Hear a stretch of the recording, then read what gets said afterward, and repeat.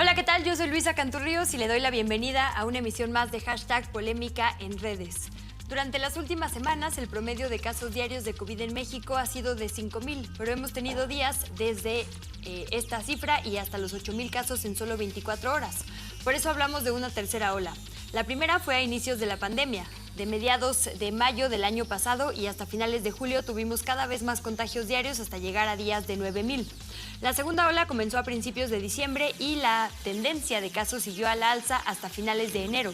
El peor día fue el 10 de ese mes con casi 21,000 nuevos casos en solo 24 horas.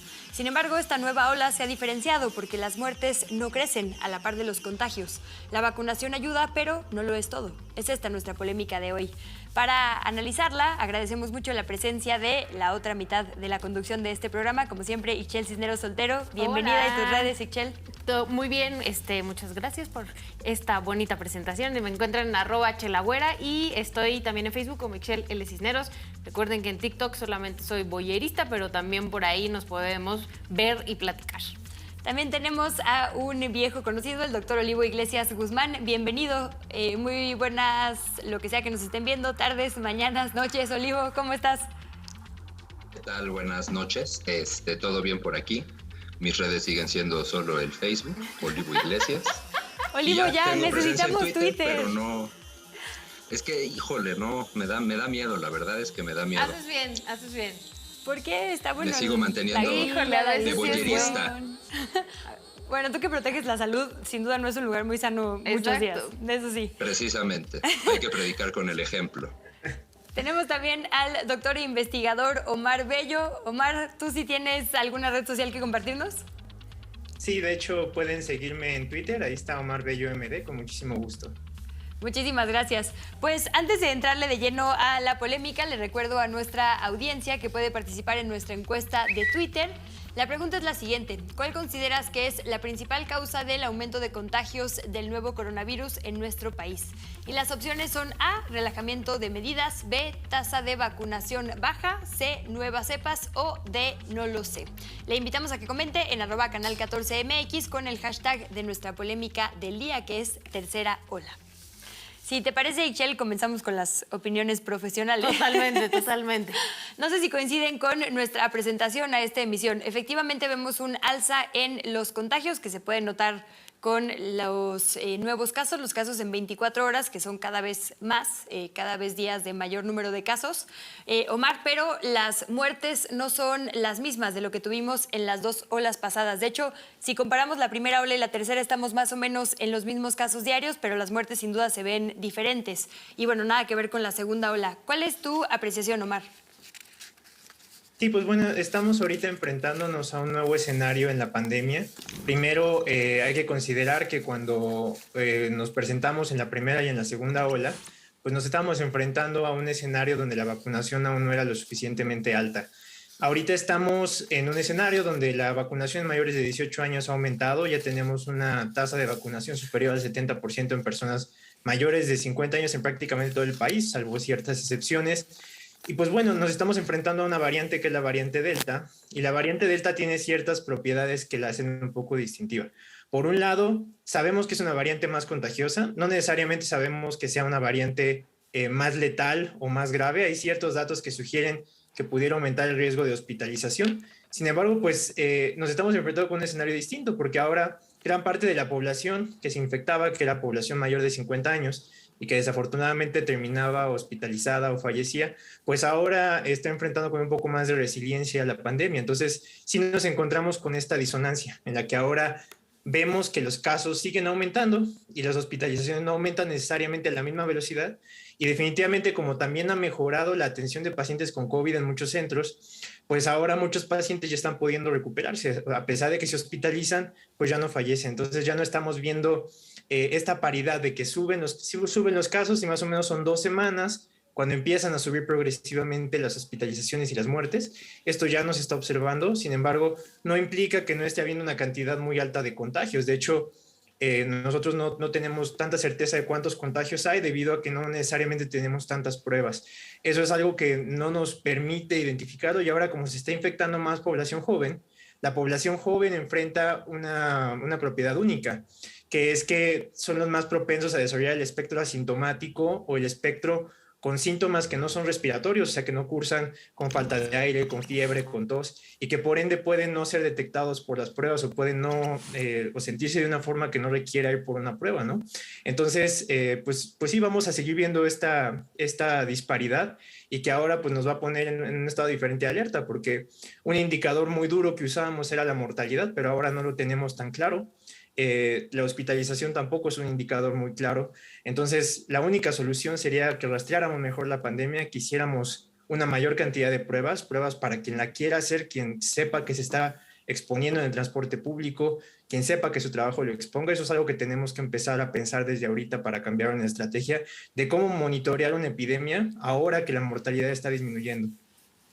Ixchel, ¿cómo has visto tú nuestra respuesta? Digamos que ahí está en el panorama general. ¿Cómo has visto la respuesta de la ciudadanía? ¿Crees que aprendimos algo en las 2 olas anteriores? Porque, a juzgar por esto que nos dice Omar, el tema de que las juventudes somos ahora quienes estamos más vulnerables por estos hábitos, ¿no? De movilidad, de poco acate de las recomendaciones y demás. ¿Cómo ves nuestra respuesta o cómo has visto la conversación en torno a esta tercera ola? Yo siento que realmente ha sido bastante... pues no quisiera decir irresponsable, pero un poco sí, la verdad. O sea, seguimos viendo estos lugares llenos de gente, sobre todo antros, bares, donde además es muy claro que es una generación que todavía no está vacunada y que además falta todavía un proceso importante de vacunación. Hablamos mucho sobre la vacunación en la Ciudad de México, pero hay muchos municipios y muchos estados en la República donde todavía no se está vacunando a las personas de 30 a 39, todavía no se ha vacunado a todas las personas de 40 a 49. Entonces, sí hay ahí, por lo menos recaería una responsabilidad importante entre esta generación joven, y también hemos visto el aumento en algunos casos de hospitalizaciones, porque tenemos esta idea justo de que son jóvenes, no van a terminar en un hospital, y muchas veces estiran la liga hasta que ya tienen que llegar al hospital. También me preocupa que hay muchas personas que no se han querido vacunar, que no han asistido a vacunarse. Veíamos hace unos días unas fotografías en Chiapas, ¿no? De cómo tenían muchas vacunas y la gente no asistió a vacunarse de 40 a 49 años. Y estas otras personas que siguen saliendo, que siguen con la cotidianidad del día a día, al final terminan o pudiendo contagiar, ¿no?, a estas otras personas de diferentes edades que han decidido no vacunarse. Entonces, el peligro está ahí, el peligro está latente. No hay cura para esta enfermedad todavía. El virus sigue vivo, y por lo menos todavía no tenemos la cura al 100%. Tenemos que seguir cuidándonos, ¿no? O sea, y creo que esa es la parte irresponsable. Ya ves las imágenes aquí en la Ciudad de México, no solo de los antros, de los bares del centro histórico, y la gente ya sin cubrebocas, ¿no? O espacios turísticos como Cancún, como Los Cabos, donde no solo mexicanos, sino incluso muchas personas de otros países han venido, sí, pues a desahogarse un poco del encierro de la pandemia, pero esto trae consecuencias, ¿no? Y estos son justo los estados que han aumentado muchísimo en los contagios, y que está el caso, por ejemplo, de estos estudiantes de Puebla que se fueron, ¿no?, en una generación, un viaje de generación a Cancún, y regresaron 20 de ellos contagiados y contagiadas, lo cual, insisto, no es que el contagio quede ahí. Todas esas personas llevaron ese virus ahora al estado de Puebla y contagiaron a muchas otras personas allá. ¿Cómo han visto? Digo, bueno, quisiera como ahondar en 2 de los temas que mencionabas, Ixchel. El primero, y para ello quisiera que viéramos un tuit de El País. El tema también justo de esta responsabilidad de las personas que viajan internacionalmente y también de los requerimientos que tenemos como país. Porque, por ejemplo, como personas mexicanas no podemos entrar a muchos lugares con ciertas vacunas, ¿no? O no podemos entrar sin ciertas pruebas, pero aquí puede entrar todo el mundo. El País dice: la Riviera Maya vive este verano como si ya no hubiera coronavirus. La ciudad de Cancún ha registrado su mayor llegada de turistas desde febrero del 2020, a pesar de que México atraviesa en este momento su tercera ola. Y no sé si ustedes tienen la misma percepción, pero yo vivo en una zona donde hay un museo muy famoso, y la verdad es que los turistas y las turistas no usan cubreboca, ¿no? Al revés, están todo el tiempo paseando como si nada, y me parece que no hay como mucho respeto, o no sé si no sienten la necesidad, digamos, de acatar las reglas nacionales. No sé si ahí también el esfuerzo de comunicación ha sido suficiente.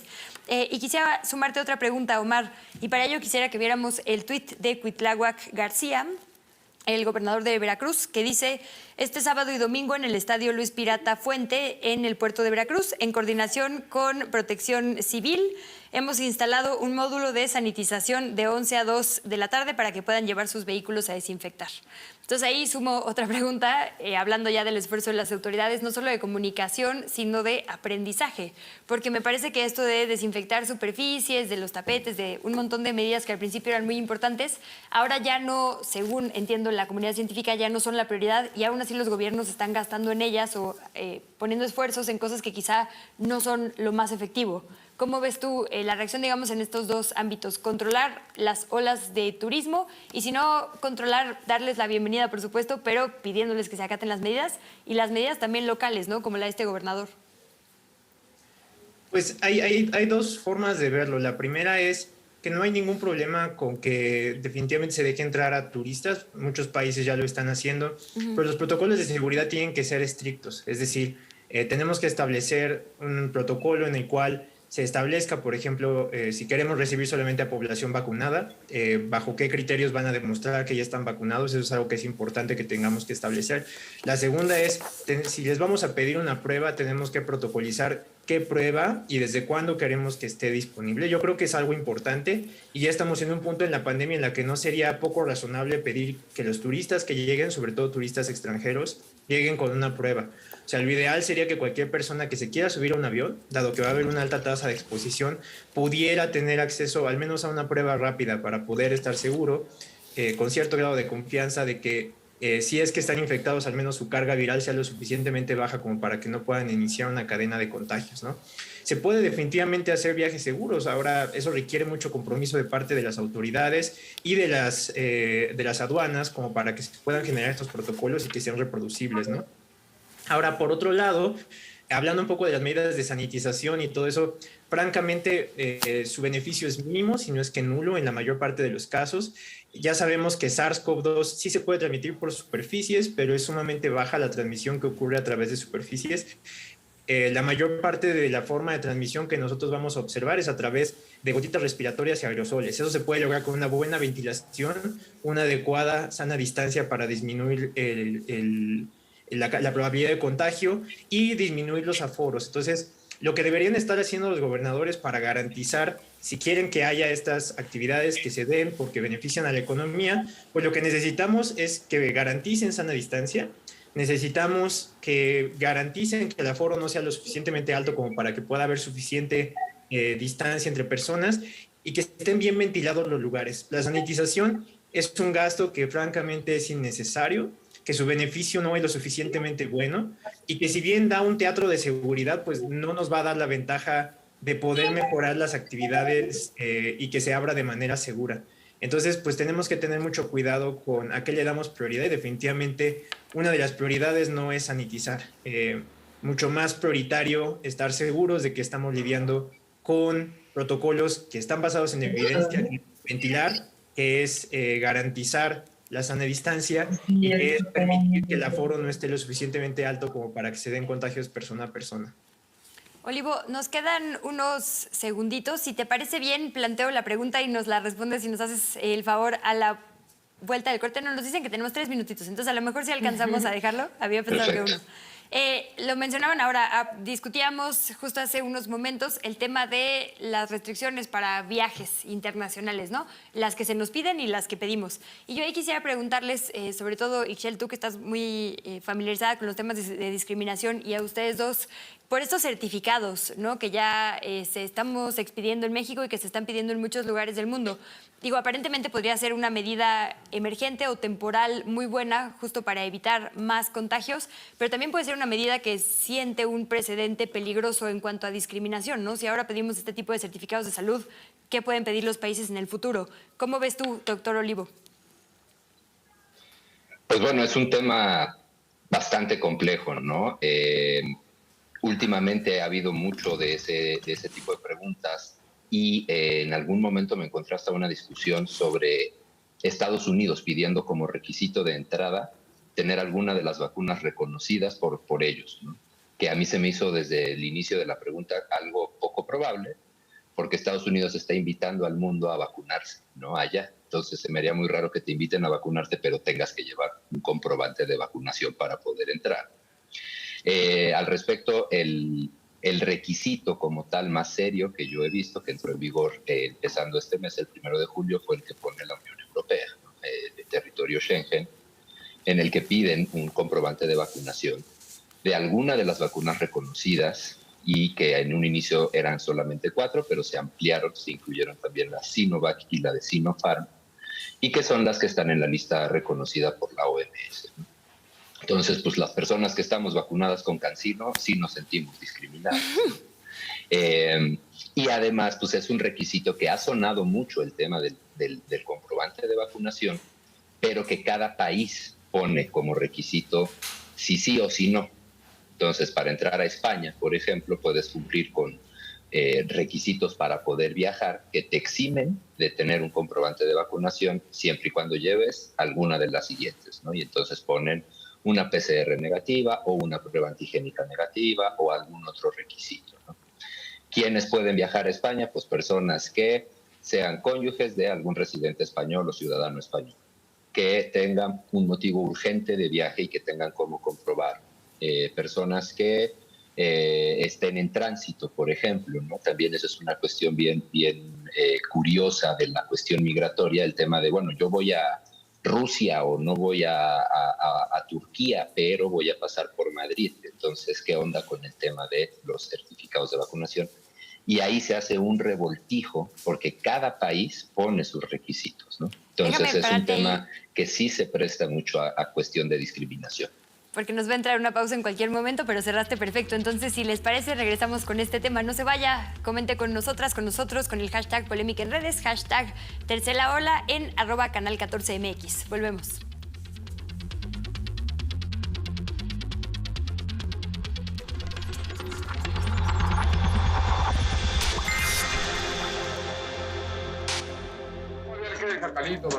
Y vamos a ser vecinos, ¿qué no le da gusto? Con mucho gusto. Oye, primo, vamos a echarle un ojo a la nueva propiedad, ¿eh? Me parece muy buena idea. Esperamos que nos visite muy seguido, don Hilario. Ya sabe que nuestra casa es su casa. Era. Pretérito pluscuamperfecto del verbo fue.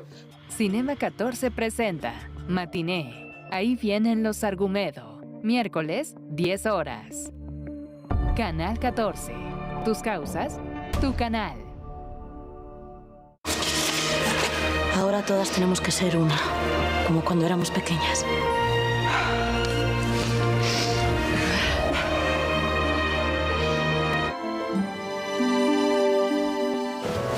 Quiero pasar el resto de mi vida contigo.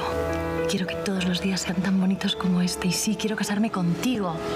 Quiero casarme contigo, Germán Rivero.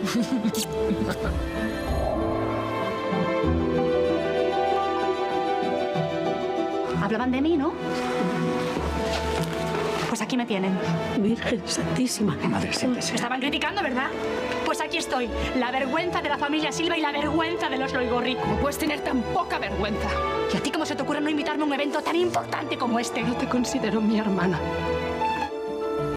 6 hermanas. Lunes a viernes, 14 horas. Canal 14. Tus causas, tu canal.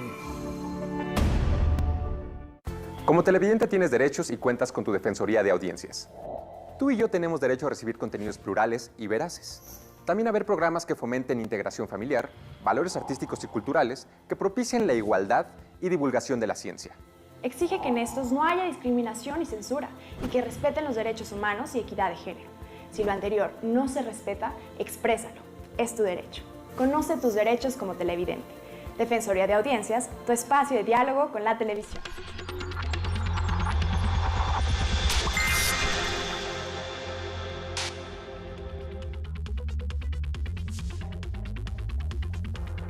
Agradecemos muchísimo sus opiniones y comentarios y le invitamos a que siga opinando en nuestras redes sociales en @canal14mx.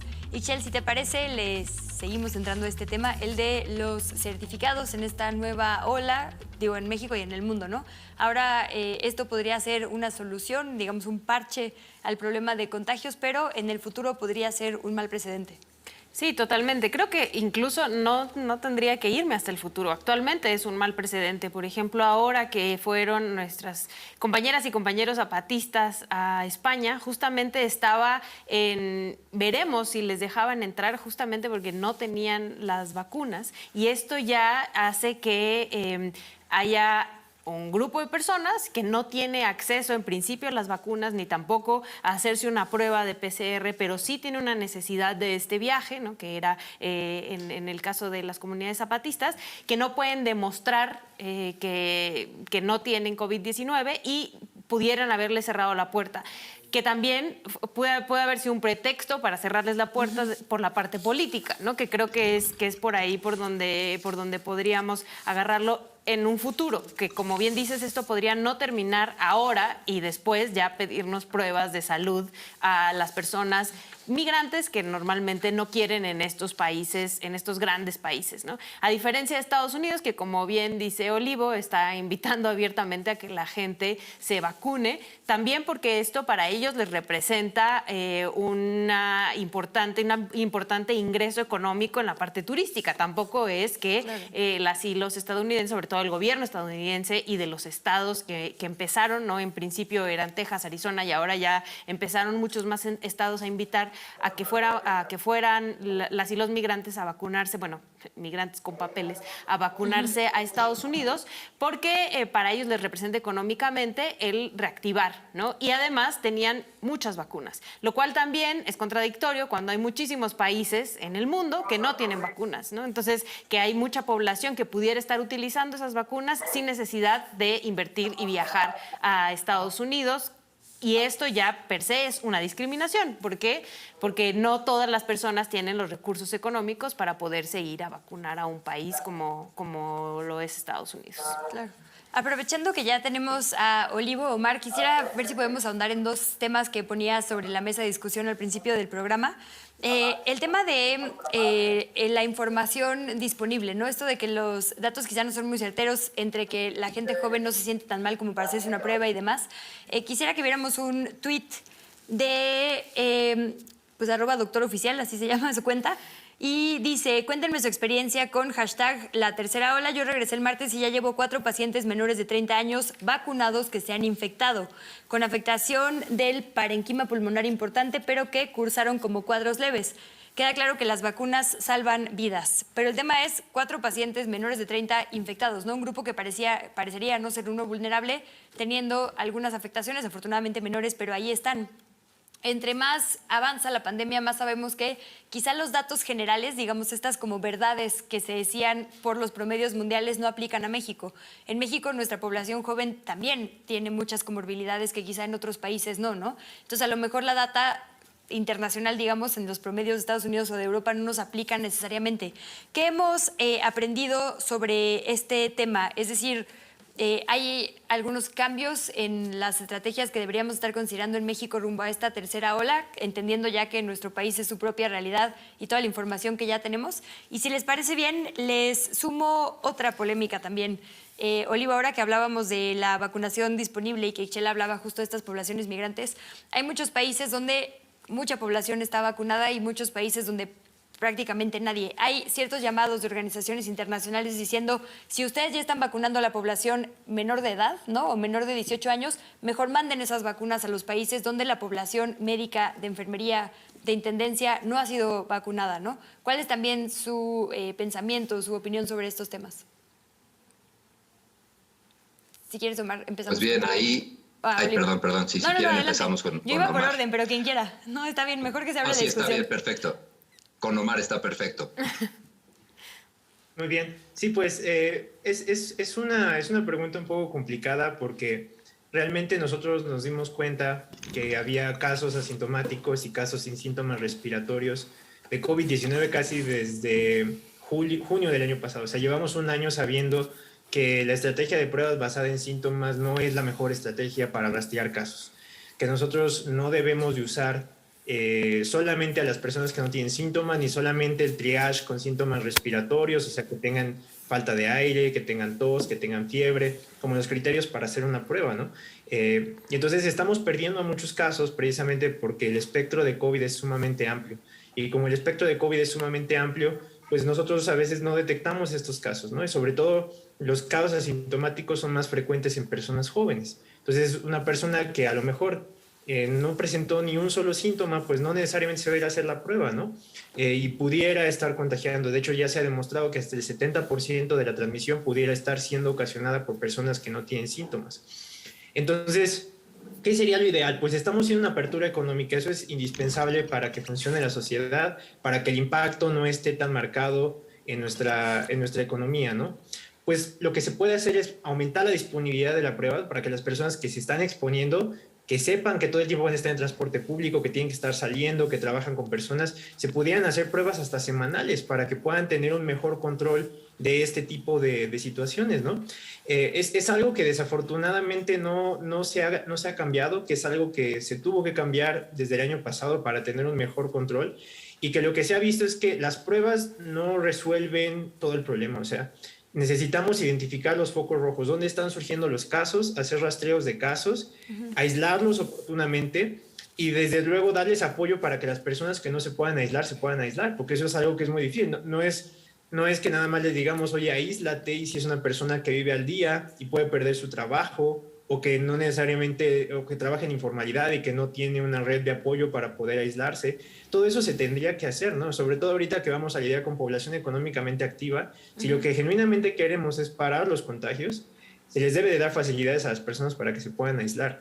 Y entonces, esas son situaciones que tenemos que trabajar y que ahorita, sobre todo porque no vamos a acabar mañana de vacunar a las personas menores de 30 años, pues tenemos que empezar a planear más allá, aumentar las pruebas, sobre todo si vamos a empezar a abrir escuelas, si vamos a abrir estadios. ¿Por qué no poner un stand de pruebas afuera del estadio? A lo mejor no previenes que haya contagios dentro, pero puedes identificar algunos y prevenir algunos a posteriori. O sea, se tiene que pensar más allá y aprovechar si vas a dar algunos eventos masivos que deberías evitar, pero que ya estás haciendo, pues por lo menos trata de sacarle provecho, ¿no? Y es algo que pues desafortunadamente no se ha tomado la iniciativa de hacer y que hay muchas áreas de oportunidad para trabajarlo. Ahora sí, Olivo, es tu momento. También tomando en cuenta qué tipos de pruebas se están haciendo, ¿no? Porque de repente la gente se confunde mucho y entonces, oiga, que si me puede hacer una prueba de anticuerpos para saber si tengo COVID. Bueno, no es la mejor prueba la de anticuerpos para saber si tienes en estos momentos, ¿no? Que quiero hacerme una PCR. Entonces es bien importante identificar el contexto para hacer más eficiente el uso de las pruebas. Cada prueba tiene sus características, tiene sus sensibilidades y especificidades. Entonces, dependiendo del contexto, es muy importante aplicar las pruebas de manera consciente, ¿no?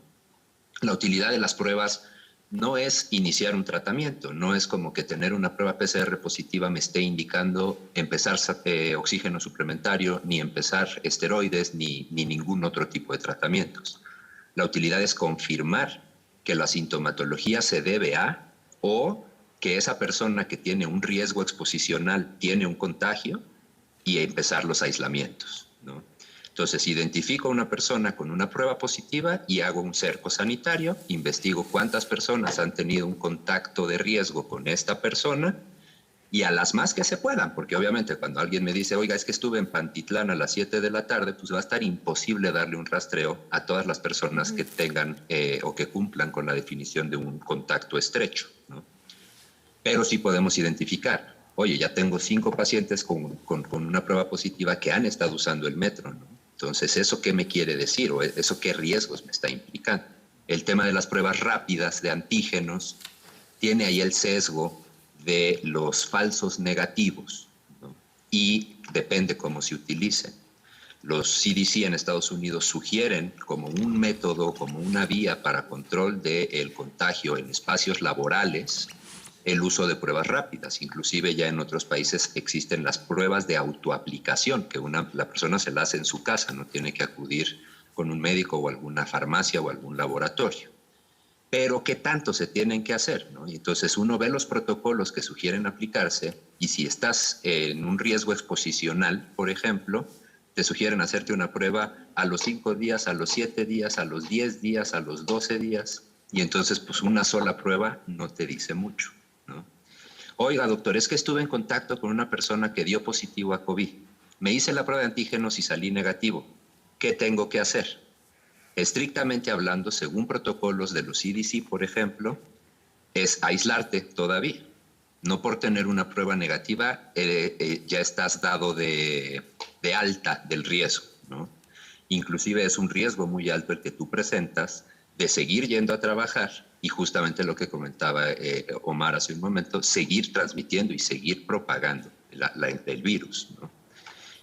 Las pruebas tienen una mejor efectividad cuando las hacemos ya en un contexto sintomático, pero si tomamos en cuenta el riesgo de transmisión presintomática, porque muchos pacientes se consideran asintomáticos y al final de su cuadro clínico sí tuvieron síntomas, pero empezaron tarde o los identificamos tarde. Entonces, una prueba rápida en el contexto asintomático a mí no me deja la mejor de las seguridades para decirle a mi paciente, vete a la chamba, no hay bronca, ¿no? Y justamente he visto muchos casos en esta tercera ola, precisamente, de ese contexto. Es que fíjate que estuve en la chamba, un compañero salió positivo, me hicieron la antigénica, salí negativo, seguí yendo al trabajo, inclusive me puse la vacuna y empecé con síntomas después de mi vacuna. Yo pensé que era la vacuna, pero hoy me doy cuenta que ya no tengo olfato y eso sí no es un síntoma que tenga que ver con la vacunación. Antes de pasar a otro tema, te puedo detener ahí justo porque creo que es una de las grandes inquietudes con esta tercera ola. Si ya tengo el esquema completo de vacunación, ¿me puedo contagiar? ¿Mi contagio va a ser menor? Digamos, ya la gente a mi alrededor está segura. ¿Qué pasa con estos contagios de la gente que tiene 1 o 2 dosis? Y también el tema de las variantes, ¿no? Se habla mucho ahí por ahí la Delta, la no sé qué, la originaria de tal o cual país, pero verdaderamente representan una mayor peligrosidad, mayor contagio. ¿Las vacunas nos van a proteger contra estas variantes? Pues hasta el momento se ha demostrado que las vacunas nos siguen protegiendo contra estas variantes. Acaba de publicar Science un estudio que ya tenía un preprint hace unas semanas de la nueva Epsilon, que esa hasta me hace sudar de las manitas, ¿no? Porque le han encontrado algunas mutaciones en la proteína S que la hacen tener más facilidad de eludir anticuerpos generados por infección previa y por vacunas que hasta el momento se menciona de ARN mensajero. Entonces van a seguir apareciendo variantes hasta lo que se ha visto las dosis completas, los esquemas completos de vacunación siguen protegiendo contra lo que nos interesa proteger, que es las formas graves de la enfermedad. Una persona con un esquema de vacunación completo sigue en riesgo de contagio, disminuye su riesgo de contagio, pero sigue en riesgo. Una persona con un esquema parcial de vacunación también tiene una disminución del riesgo, pero mucho menor que si tuviese el esquema completo. Entonces también esto es parte de este fenómeno que hemos visto. Países con tasas de vacunación más avanzadas que el nuestro, más avanzadas que Estados Unidos, han reportado que han tenido repunte de casos también que se puede asociar a la presencia de nuevas variantes, pero suceden fenómenos similares a lo que vivimos aquí. Sube el número de casos, pero no está subiendo el número de muertes ni de hospitalizaciones, ¿no? El doctor nos puede explicar con mucha mayor ciencia acerca de este tema, ¿no? De los esquemas de vacunación, protecciones y nuevas cepas, pero en general esa es la visión, ¿no? Sí nos protege, sí hay un menor riesgo, pero todos nos podemos contagiar. ¿Te parece si le cedemos los 3 minutitos que quedan de este bloque? Y fíjate que hay una pregunta en redes sociales de Neftalí Antonio Villa que también está interesante. Dice, ¿la tercera ola seguirá afectando a comunidades marginadas? Si quieres, Omar, también tomar esa respuesta. Déjame aprovechar el tren. Lucía Chaboya dice también, es muy interesante su propuesta de efectuar más pruebas. ¿Es caro hacer pruebas semanales? ¿Tienes alguna otra o ya le...? No, ya. Ahora sí. Sí, pues lo primero es que cuando nosotros nos estamos enfrentando a variantes, o sea, tenemos que entender que las variantes por sí solas no necesariamente implican que vayan a fallar las vacunas. O sea, por ejemplo, la Epsilon, la Delta, todas tienen mutaciones que pudieran evadir cierta respuesta inmunológica. Sin embargo, la vacunación puede disminuir definitivamente el riesgo de tener enfermedad grave. Ahora, me gustó mucho, hay un hilo que hizo el doctor Alejandro Sánchez que se hizo un poco viral el día de hoy, sí, que explicaba de manera muy clara algo muy bonito sobre las vacunas, que es que la vacuna es como un cinturón de seguridad.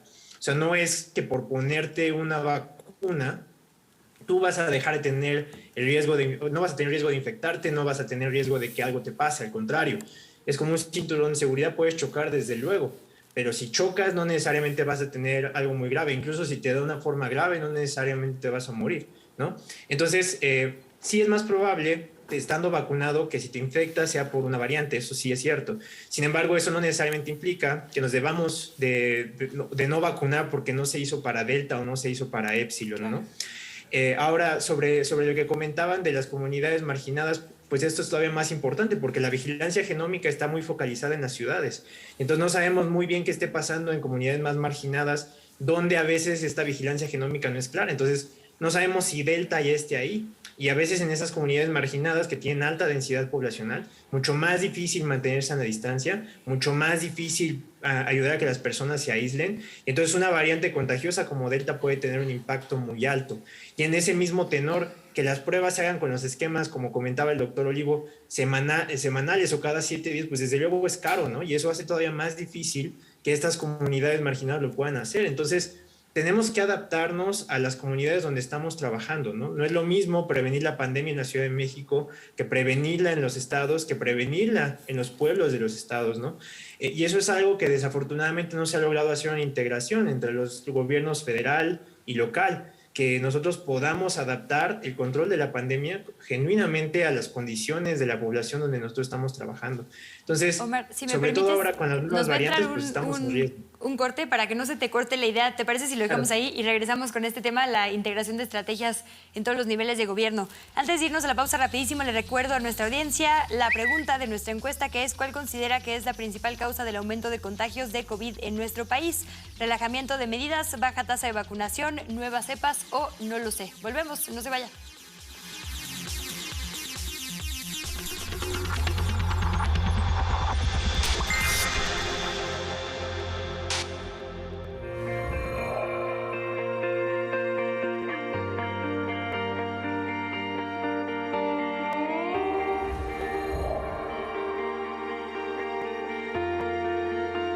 Para mí como tal el zapato es el valor que tiene, o sea, lo que me ha dado a mí como para poder sobrevivir y lo que nos ha dado a la familia para poder vivir.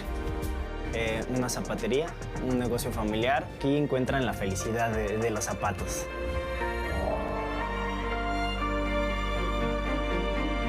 Yo considero que la clave para que un negocio familiar sea un éxito es tener confianza.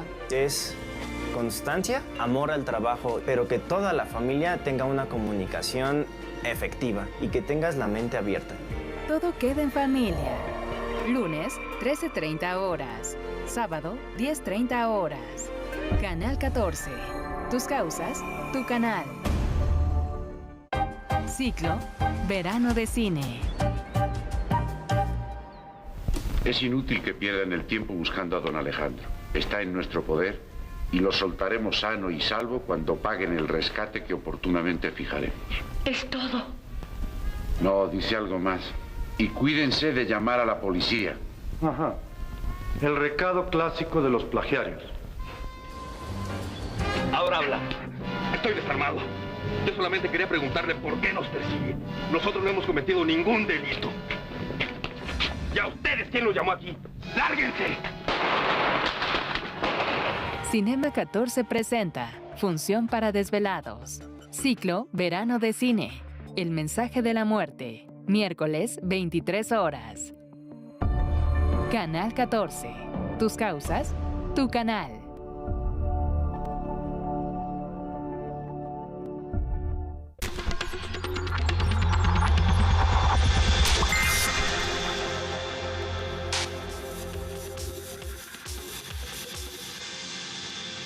Gracias por continuar en sintonía en la señal de Canal 14. Seguimos con el hashtag Tercera Ola y te regreso a la palabra, doctor Omar. Nos estabas hablando de lo importante que es que la estrategia se adapte a la localidad y no la localidad a la estrategia homologada, digamos, de forma federal.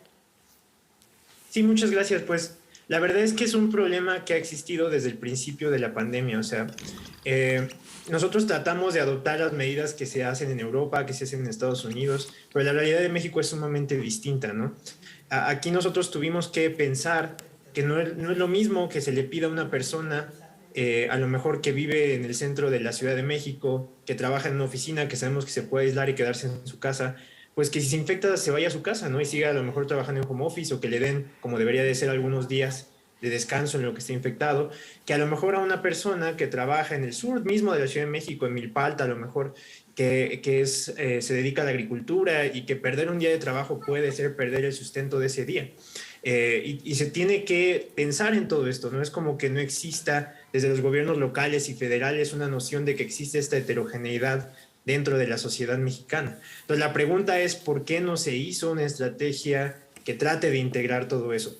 ¿Por qué nos tenemos que esperar hasta que ya estamos teniendo una tercera ola para pensar, pues la población joven es la que probablemente sale? ¿Por qué no adaptamos nuestra estrategia a esa población?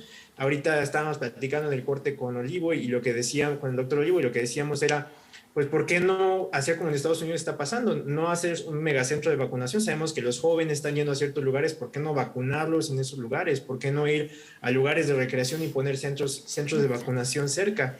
¿Por qué seguir una estrategia tan rígida que no se pueda adaptar a la realidad? Eso es algo que pues ha faltado mucho, y que desafortunadamente ha causado que estemos en un punto en el cual solamente estamos reaccionando, no estamos planeando. Entonces vemos una tercera ola y reaccionamos ante la tercera ola, pero no estamos planeando para una tercera ola. Sabíamos que podía ocurrir, sobre todo porque vimos en mayo a Delta coronavirus creciendo muchísimo en la India.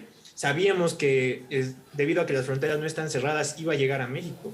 Entonces una de las preguntas es, ¿por qué no estamos haciendo ese cambio? ¿Por qué estamos solamente reaccionando? ¿Por qué no estamos tomando las riendas de la situación, haciendo rastreo de contactos, haciendo muchas iniciativas que han sido muy buenas en la Ciudad de México y que no necesariamente se han seguido, por ejemplo, ¿no? Y pues sí, hace falta esa interlocución entre el gobierno federal y que es quien maneja los recursos y quienes ejecutan, que son los gobiernos locales, que desafortunadamente no se está viendo, y seguimos, por lo tanto, solamente reaccionando ante las cosas que van pasando. Michelle, yo sé que es tu momento de poner los memes sobre las reacciones de los cuarentones y treintones, y treintonas y cuarentonas, pero antes de llegar a las risas, porque todavía nos quedan unos minutos de seriedad, quisiera preguntarte por el tema de la infodemia y, por ejemplo, comentarios antivacunas y demás. Al principio, sobre todo en las primeras olas, que no teníamos claro, ¿no?, cuáles eran las fuentes confiables, no conocíamos bien a los doctores, y ahora estamos del otro lado, pero muy al principio se hablaba de la otra pandemia, que era la infodemia. ¿Cómo ves el avance de esto? ¿Se ha combatido desde las redes sociales, desde los gobiernos, desde medios de comunicación de forma efectiva la infodemia? Yo creo que hace falta mucho camino, ¿no? Incluso desde la misma información del gobierno, porque además al no tener información, ¿no?, mucho más clara y concisa y no tener un plan, como decía el doctor Omar, surgen muchas más noticias falsas que es mucho más fácil que la población las consuma si está viendo que la realidad en efecto coincide un poco con esa noticia falsa que anda rondando por ahí, sobre todo en redes sociales. Y yo creo que también algunos medios de comunicación han sido bastante irresponsables en compartir información, sobre todo en la cuestión de la vacunación, y lo que ha asustado a mucha gente para no vacunarse. Y honestamente, sí, efectivamente, las vacunas no están lo suficientemente estudiadas, pero también la gente se está muriendo. Entonces, esta es nuestra única alternativa por el momento. Entonces, no podemos poner en disyuntiva ese tipo de temas. Y sí, siempre yo he estado por cuestionarle al Estado, y no solo al Estado mexicano, sino en general, ahora además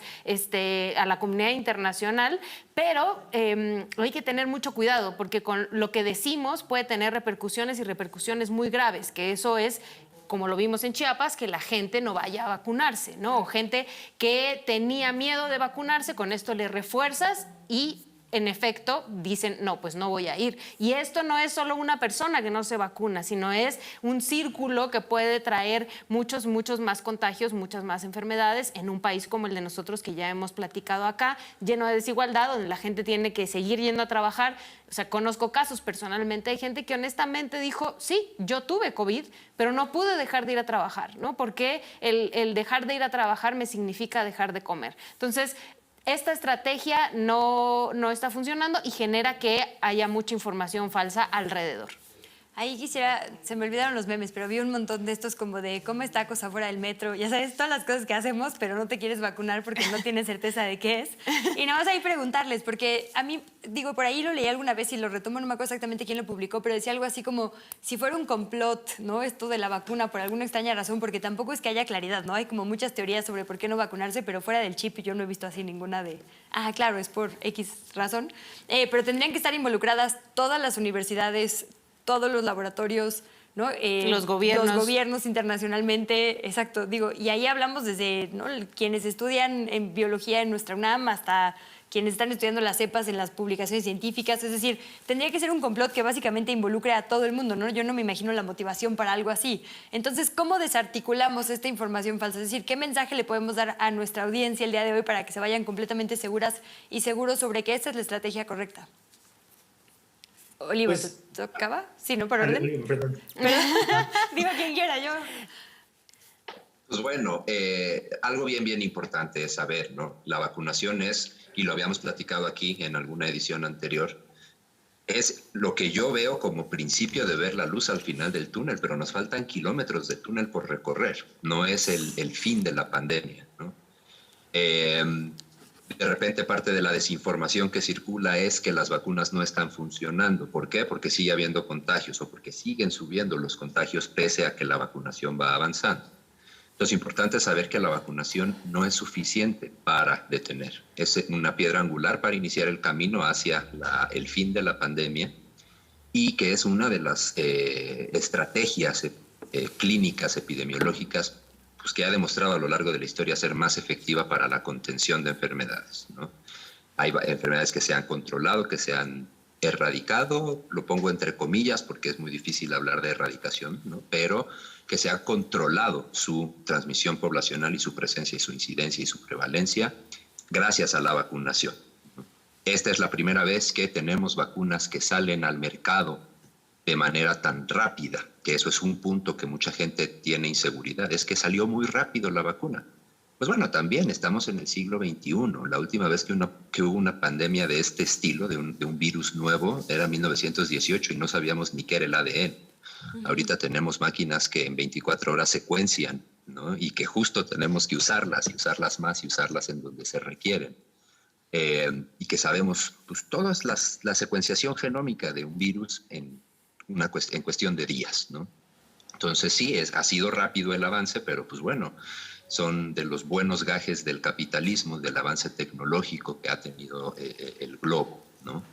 Tenemos además maneras de comprobar seguridad, ¿no? Quizá no sabemos mucho acerca de eficacia y menos de eficiencia de las vacunas ya a nivel macro, pero podemos decir que se puede aplicar a poblaciones una vez que tenemos de alguna manera garantizada la seguridad de estas vacunas, ¿no?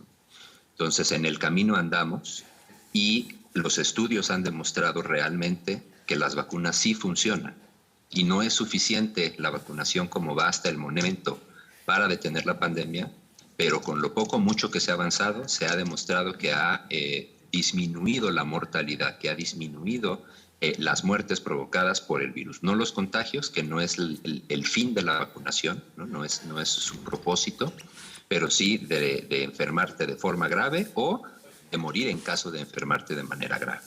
Entonces, a ver si podemos ver justo ahora que lo mencionas un tuit de Rafael Prieto, Curiel, que dice, ¿por qué sí vacunarnos? Así se ven los contagios arriba, son dos gráficas, la parte de arriba son los contagios y la parte de abajo son los fallecimientos de cada día. Aunque hay una tercera ola de contagios, dice, son casi 30,000 casos nuevos cada día, los fallecimientos son menos de 20 cada día, ¿no? Y ahí vemos, digo, él está haciendo el análisis de Reino Unido, donde se empezó a ver esta ola, pero ahí vemos claramente, ¿no? Primero, muy mortal, en la primera ola, con no tantos casos, porque evidentemente no se había exponenciado la transmisión del SARS-CoV-2. La segunda ola, prácticamente parejo, los contagios y las muertes. Y ahora otra vez se ve muy clara la tercera ola, pero las muertes no han aumentado, que es lo que decías, ¿no, doctor? Y también así hay gráficas de Chile, hay gráficas de Estados Unidos, ¿no? Que justo los países de Israel que han caminado más rumbo a la vacunación. Doctor Omar, ahora que decía el Olivo, en el camino andamos, justo creo que el camino quizá no ha sido tan bien difundido o tan claro y por eso también el miedo a ciertas vacunas, ¿no? No tenemos muy clara, digamos, las fases clínicas contra lo que es una aprobación sanitaria, ¿no? De repente ahí todo este pues enmarañado de información ha causado también, digo, en los medios de comunicación y en muchos lugares, que se generen noticias falsas que terminan estigmatizando a ciertas vacunas, ¿no? También ahí preguntarte, la seguridad, digamos, de las vacunas que nos están poniendo es porque ya pasó los filtros, ¿cómo sabemos dónde buscar? ¿Se ha transparentado lo suficiente? Es decir, este camino lo tendríamos que haber aprendido ya, ¿no? En esta tercera ola. Pues nos estamos enfrentando primero, antes que nada, a un escenario sin precedentes. Justo como comentaba Olivo, nunca habíamos tenido una vacuna que se hiciera tan rápido. Esto no quiere decir que no se hizo bien, simplemente que fue un virus que se secuenció muy rápidamente, que hubo tecnología que permitió que las vacunas se desarrollaran con mayor rapidez, pero precisamente porque estábamos lidiando con un virus sumamente contagioso, la vacunación se tenía que hacer rápido. Entonces, se tuvieron que establecer protocolos para algo que se llama aprobación de emergencia. Entonces, una vacuna generalmente requiere muchas fases de evaluación. Tiene una fase donde se prueba generalmente en modelos animales, que se llama fase preclínica. Ahí se determina que la vacuna funcione bien cuando se aplica en seres vivos. Después se tiene una fase 1, que es donde nosotros lo que evaluamos es que la vacuna se asegura que no tenga efectos adversos letales y que se establezca una dosis que permita generar una respuesta inmunológica. Luego se tiene una fase 2, que es donde ya se empieza a probar en ciertas poblaciones especiales, donde nosotros ya podemos identificar que tiene cierta eficacia y que nosotros podemos ir avanzando dentro de la evaluación. Y después viene la fase 3, que es la que ya nos va a permitir determinar la efectividad. Ahora, dentro de la fase 3, generalmente se establece un análisis intermedio. Entonces, los estudios de Pfizer, los estudios de Moderna, los estudios de Sputnik, los estudios de Sinovac, todos estos estudios, algunos ya han concluido, algunos siguen en curso. Entonces, lo que se hizo es que con los resultados del análisis intermedio, esto se manda a la agencia regulatoria, y la agencia regulatoria lo que libera es una aprobación de emergencia. Esta aprobación de emergencia es para que se empiece a usar, no que se empiece a comercializar, pero sí que se empiece a usar para que nosotros podamos acelerar la vacunación. Entonces, para que la vacuna llegue al punto en que ya se le esté aplicando a la población, ya tuvo que pasar por fase preclínica, por fase 1, por fase 2 y por la mayor parte de la fase 3. Y ahora estamos aplicando las vacunas a una escala global tan grande que si genuinamente no fueran seguras y no fueran útiles, ya nos habremos dado cuenta. Así fue como se identificaron algunos efectos adversos que ya se ha identificado para AstraZeneca, para Johnson & Johnson, para Pfizer. Debido a que se está aplicando tan masivamente, los efectos adversos raros pues se pueden identificar en estas fases, ¿no? Ahora, nosotros tenemos que esperar más o menos un año para poder hablar de una fase 4, que es farmacovigilancia, que es cuando ya sale el biológico y se prueba. Entonces, en realidad, nosotros tenemos certeza de que cuando se está aplicando a la población, la vacuna ya es lo suficientemente segura para aplicarse. La efectividad, desde luego, puede variar porque los ensayos clínicos tienen una población muy seleccionada. Entonces, ya que se aplica en el mundo real, puede comportarse un poco distinto y por eso es muy importante que se hagan evaluaciones de mundo real.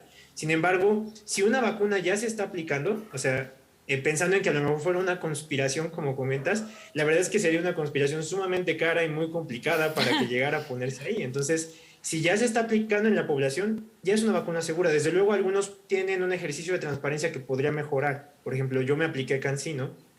CanSino desafortunadamente no ha liberado sus estudios de fase 3 y es algo que a muchos que nos lo aplicamos nos pone inseguros, que es algo que las empresas los gobiernos deben exigírselos a las empresas y las empresas deben rendir cuentas para que estos estudios se publiquen. Esto no quiere decir que la vacuna no funcione, simplemente que los datos aún no nos quedan 100% claros de si funcionan, hasta qué medida funcionan y qué también funcionan. Sin embargo, para la mayor parte de las vacunas que ya están aprobadas, los estudios ahí están, se pueden corroborar los resultados y se puede ver que en realidad funcionan para lo que dicen que funcionan y pues nada más lo que faltará ver es si ya que se aplica en el mundo real, efectivamente lo que se vio en el ensayo clínico más controlado se reproduce en la población. Pero de que son seguras y efectivas, de eso podemos estar seguros. Tienes 30 segundos para tus memes. No, es muy poquito. 45. Perdieron 15 de conclusión, lo siento, doctores. Está bien. Por ahí, bueno, uno de los que más me gusta es el meme gatito que dice, presumiendo mi selfie tras recibir AstraZeneca, y luego, horas después, y cómo se ve el gatito. Y esta de verdad es una pregunta honesta que me han hecho, bueno, que varias personas que venía para acá y que iban a estar ustedes dos acá. ¿Hay algún estudio de que esta vacuna, específicamente la AstraZeneca, le haya pegado más a la gente de 30 y 40 años? Porque a lo mejor, no sé si mi círculo cerrado, sí se ha visto muy afectado, tanto hombres como mujeres, pero más hombres, la verdad. Pero esa misma vacuna se la pusieron a mi mamá y a mi abuelita, y no se sentía así como Perseo acá en el estudio, que se ve que se la pasaron mal. Igual por ahí tenemos muchos otros memes que pueden irnos poniendo, pero es justo de eso, de que hay muchos comentarios sobre la AstraZeneca y de cómo a esta generación de 30 a 39 y en algunos casos los 40 menos, ¿no? Los 40, 41, 42, les pegó muy duro. ¿Hay algún estudio al respecto? Sí, de hecho, por favor. Algo que salió recientemente fue que no importa si no te dan síntomas, no quiere decir que la vacuna no funcionó. Pues eso es algo muy importante. No porque no les haya dado una reacción fuerte, quiere decir que la vacuna no haya funcionado. La reacción que se tiene, bueno, primero AstraZeneca es un vector modificado de adenovirus de chimpancé y que pues va a ocasionar respuestas muy heterogéneas. Depende enteramente del sistema inmunológico de la persona. Algunos pueden no tener ninguna respuesta y aún así generar una producción de anticuerpos de células T bastante robustas, y algunos pueden tener una respuesta muy exagerada y generar la misma cantidad de anticuerpos. Entonces no correlación. Que tengan una respuesta fisiológica de ciertas características no indica ni que haya funcionado mejor ni que sea diferente, sino que es simplemente como respondemos. Es como cuando nos da una gripa. Hay quien le da una gripa y lo tira completamente, hay quien le da una gripa y se siente sumamente tranquilo, ¿no? Esa heterogeneidad en la forma en que respondemos es lo mismo con las vacunas. Y no hay nada de que preocuparse. Si alguien no le dio síntomas, no quiere decir que no funcionó. Si alguien le dio muy fuerte, no quiere decir que funcionó mejor. Muy amable con los treintañeros, treintañeras y cuarentas. Así que gracias, doctores. Tenemos que ir a los resultados de nuestra encuesta, pero dejamos la propuesta de hacer tercera ola .2, porque claramente quedó mucha conversación pendiente y bueno, Ixchel tiene como 10 memes que se guardó, entonces ahí los apuntamos para la siguiente. ¿Cuál considera que es la principal causa del aumento de contagios del coronavirus en nuestro país? Y la ganadora absoluta es la opción A, relajamiento de medidas, con el 77% de las respuestas. Baja tasa de vacunación, únicamente 13% de los votos. Nuevas cepas, 9%. Y no lo sé, 1%. Gracias, Ixchel. Gracias al doctor Omar y al doctor Olivo. Gracias a nuestra audiencia. Y nos encontramos, gracias también, por supuesto, a toda la producción que participa en este programa. Y nos encontramos en la próxima Polémica en Redes.